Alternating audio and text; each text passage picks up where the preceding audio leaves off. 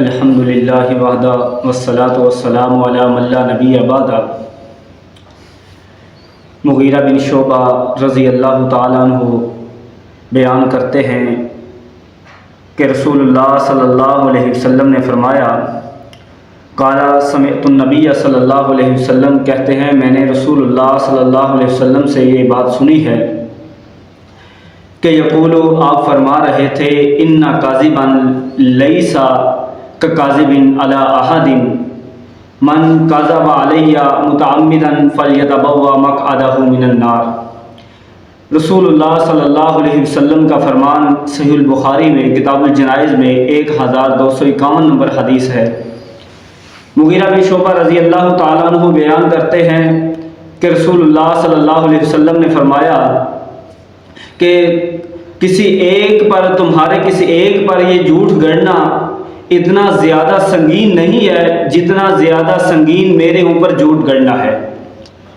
رسول اللہ صلی اللہ علیہ وسلم نے یہ فرمایا کہ اتنا سنگین تمہارے اوپر یہ جھوٹ گڑنا سنگین نہیں ہے جتنا میرے اوپر جھوٹ گڑنا زیادہ سنگین ہے۔ پھر آپ نے فرمایا من کذب علی متعمدا فلیتبوأ مقعدہ من النار، کہ جو بندہ میری طرف جھوٹی بات منسوب کرے، جھوٹی بات میری طرف منسوب کر کے لوگوں کو بھی بتلائے، لوگوں کو کہے کہ یہ رسول اللہ صلی اللہ علیہ وسلم کا فرمان ہے، تو وہ بندہ جھوٹا ہے اور وہ بندہ اپنا ٹھکانہ جہنم میں بنا لے۔ کہ من کذب علی متعمدا فلیتبوأ مقعدہ من النار، کہ اس کو پتہ بھی ہے کہ یہ رسول اللہ صلی اللہ علیہ وسلم کا فرمان نہیں ہے، پھر بھی وہ اس بات پر مصر ہے کہ یہ رسول اللہ صلی اللہ علیہ وسلم کا فرمان ہے، وہ بندہ اپنا جہنم کے اندر بنا لے۔ اسی طرح آج کا ہم مسئلہ لے کر بیٹھے ہیں، وہ مسئلہ یہ ہے کہ کیا وضو جب بندہ کر رہا ہو کہ اس کے میں کیا گردن کا مسح جائز ہے؟ یہ رسول اللہ صلی اللہ علیہ وسلم سے نہ ثابت ہے، نہ رسول اللہ صلی اللہ علیہ وسلم کا کوئی حکم اس کے بارے میں ملتا ہے۔ جو روایات پیش کی جاتی ہیں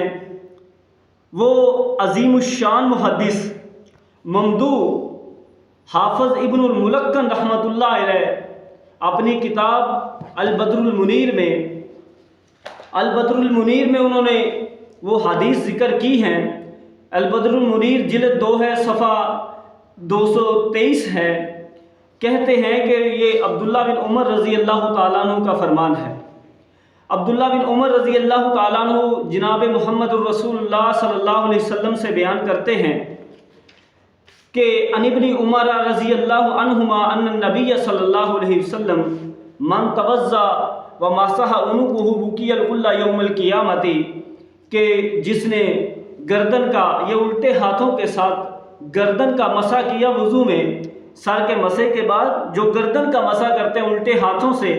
اس نے اگر کسی نے گردن کا مسح کیا وضو میں تو وہ قیامت کے دن توق سے بچا لیا جائے گا، کہ اس کے گلے میں توق نہیں ڈالا جائے گا۔ یہ حدیث پیش کی جاتی ہے۔ تو یہ حدیث پیش کر کے جو لوگ نہیں کرتے، جو لوگ اس بات کے قائل نہیں ہیں کہ یہ رسول اللہ صلی اللہ علیہ وسلم کا فرمان نہیں ہے، تو وہ یہ پیش کر کے ان کو کہتے ہیں کہ یہ رسول اللہ صلی اللہ علیہ وسلم کی سنت کے تارک ہیں۔ کیا بھائی یہ رسول اللہ صلی اللہ علیہ وسلم کی سنت ہے بھی کہ نہیں؟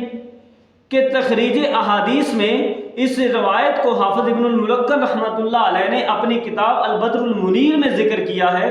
کہتے ہیں عن ابن عمر رضی اللہ عنہما ان النبی صلی اللہ علیہ وسلم قال من توضأ ومسح عنقه بقي الكل یوم القیامت، کہ جس نے وضو میں گردن کا مسح کیا وہ کل قیامت کے دن گلے میں توق ڈالنے سے بچا لیا جائے گا۔ کہ کیا یہ حدیث ٹھیک ہے کہ نہیں ٹھیک؟ اور بھی ایسی حدیث آتی ہیں، یہاں تک علماء نے اس کو بدعت قرار دیا ہے کہ اگر کوئی گردن کا مسح، سر کے مسح کے بعد گردن کا الٹے ہاتھوں سے مسح کرتا ہے وہ بدعت ہے۔ وقال النووی فی شرح المہذب، امام نووی رحمہ اللہ تعالیٰ اپنی کتاب شرح المہذب میں کہتے ہیں ھذا حدیث موضوع لیس من کلام رسول اللہ صلی اللہ علیہ وسلم، یہ ایک موضوع حدیث ہے، یہ اللہ کے رسول صلی اللہ علیہ وسلم کا کلام نہیں ہے۔ اسی طرح یہ کہتے ہیں کہ قال رأیت فی تصنیف احمد بن فارس، کہ احمد بن فارس کی تصنیف سے بھی اسناد ہی ان فلیح بن سلیمان، انہوں نے فلیح بن سلیمان سے احمد بن فارس رحمہ اللہ تعالیٰ کی وفات ہوتی ہے 395 ہجری میں۔ احمد بن فارس رحمہ اللہ تعالیٰ کی یہ تصنیف ثابت نہیں ہے، یہ آج تک کسی علماء نے کی لکھا بھی نہیں ہے کہ یہ احمد بن فارس رحمہ اللہ تعالیٰ کی یہ تصنیف ثابت ہے۔ تو دوسری بات، انہوں نے بھی اسناد ہی ان فلیح بن سلیمان، انہوں نے سند بیان کیا کی ہے فلیح بن سلیمان کی۔ فلیح بن سلیمان رحمہ اللہ تعالیٰ کی وفات 168 ہجری میں ہوتی ہے۔ کتنا فاصلہ ہے ان کے درمیان؟ 200، غالباً 200 سال کا فاصلہ ہے۔ تو جب فلیح بن سلیمان سے یہ روایت کر رہے ہیں احمد بن فارس رحمہ اللہ تعالیٰ، یہ محدث ہیں، حافظ ذہبی رحمہ اللہ تعالیٰ ان کو کہتے ہیں العلامۃ، کہ علامہ بھی ہیں اپنے دور کے، یہ بہت بڑے محدث ہیں۔ تو یہ روایت بیان کر رہے ہیں احمد بن فارس باسناد ہی ان فلیح بن سلیمان عن نافع عن ابن عمر ان النبی صلی اللہ علیہ وسلم قال من توضأ ومسح بيديه على عنقه وقي الغلة يوم القيامة۔ تو کہتے آگے یہ حافظ ابن الملقن رحمۃ اللہ علیہ نے ساری بحث کی ہے اس پر کہ یہ حدیث ٹھیک نہیں ہے۔ تو پہلی حدیث بھی ذکر کی ہے، روی ان النبی صلی اللہ علیہ وسلم، جو صفحہ 221 پر ہے، البدر المنیر کی جلد 2 صفحہ 221 پر ہے، کہتے ہیں مسح الرقبۃ امان من الغل، کہ جس نے گردن کا مسح کیا وہ گلے کے توق سے بچا لیا جائے گا۔ یہ حدیث یہ حدیث فَإِنَّهُ ذَلِكَ أَوْرَدَهُ الْغَزَالِي تابع فی ارادہ القاضی حسین ان مسح العنق لم یرد فیہ سنت، کہ گردن کے مسح کے اندر کوئی بھی سنت سے حدیث وارد نہیں ہوئی ہے۔ تو ایسے ہی حافظ نووی رحمہ اللہ تعالیٰ نے بھی کہا کہ ھذا حدیث موضوع لیس من کلام رسول اللہ صلی اللہ علیہ وسلم۔ آگے انہوں نے کیا کہا ہے؟ ھذا حدیث باطل موضوع، یہ ایک باطل اور موضوع روایت ہے۔ تو کہتے ہیں وَلَمْ يَصِحَّ عَنِ النَّبِيِّ صلی اللہ علیہ وسلم، اللہ کے رسول صلی اللہ علیہ وسلم سے گردن کا مسح ثابت نہیں ہے۔ تو وَلَيْسَ هُوَ سُنَّةٌ، نہ یہ سنت ہے کہ یہ الٹے ہاتھوں کے ساتھ مسح کرنا گردن کا وضو میں، یہ سنت بھی نہیں ہے، بل ہوا بدعۃ، یہ بدعت ہے۔ کیا ہے؟ بدعت ہے۔ میرے بھائی جو مسح کر رہے ہیں، ایک ہے کسی کو علم ہی نہ ہو اس چیز کا کہ وہ مسح کر رہا ہے، بیچارے نے دیکھا لوگ مسح کر رہے ہیں، وہ بھی مسح ان کے ساتھ کرنے لگ گیا، لیکن ایک بندے کو پتہ بھی ہے کہ یہ رسول اللہ صلی اللہ علیہ وسلم کا فرمان نہیں ہے، پھر بھی وہ اس پر اٹکا ہوا ہے کہ نہیں جی بھائی گردن کا مسح ہم ضرور کریں گے، یہ رسول اللہ صلی اللہ علیہ وسلم کا فرمان ہے، تو وہ بدعت پر عمل کر رہا ہے۔ رسول اللہ صلی اللہ علیہ وسلم کا فرمان صحیح مسلم کی حدیث ہے، کل محدثۃ بدعہ وکل بدعۃ ضلالہ وکل ضلالۃ فی النار، کہ ہر بدعت گمراہی ہے، ہر گمراہی جہنم کو لے کر جانے والی ہے۔ تو اسی پر اس کی سند میں ایک اور بھی شخص آیا ہے جس کے بارے میں حافظ ذہبی رحمہ اللہ تعالی اپنی کتاب میزان الاعتدال میں، میزان الاعتدال فی نقد الرجال میں جلد 5 ہے، صفحہ 305 ہیں، کہتے ہیں مسلم بن زیاد الحنفی، اس کی سند میں مسلم بن زیاد الحنفی ہے، جس کے بارے میں حافظ ذہبی رحمہ اللہ کہتے ہیں اتا بخبر کاذب فی مسح الرقبۃ، انہوں نے ایک جھوٹی خبر بھی بیان کی ہے، ایک جھوٹی احادیث بھی بیان کی ہے